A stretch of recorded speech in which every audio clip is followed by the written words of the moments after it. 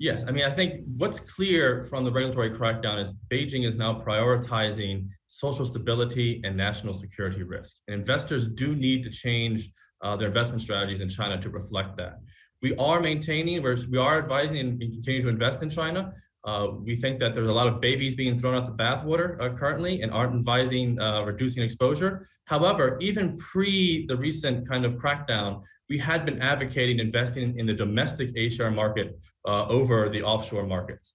And that was based on a view that tech stocks were actually expensive and that actually the A-share market is better insulated from US-China tensions, which which has been playing out. In fact, despite the selling in offshore markets, inflows to the Stock Connect program, northbound flows are up, I think, over 3 billion in the past 5 days.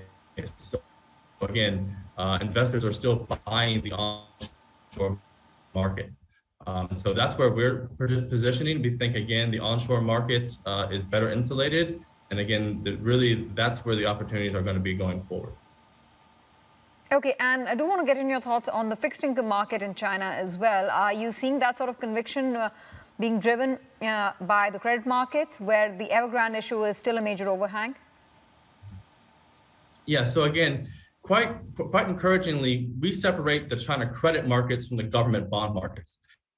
And what's happened over the past few weeks as Chinese equities have been selling off, Chinese sovereign bonds have been rallying, and just as importantly, the renminbi has actually been flat to slightly up. So actually investing in Chinese government bonds have been a good hedge against the equity volatility. And we've been overweight Chinese government bonds since late last year.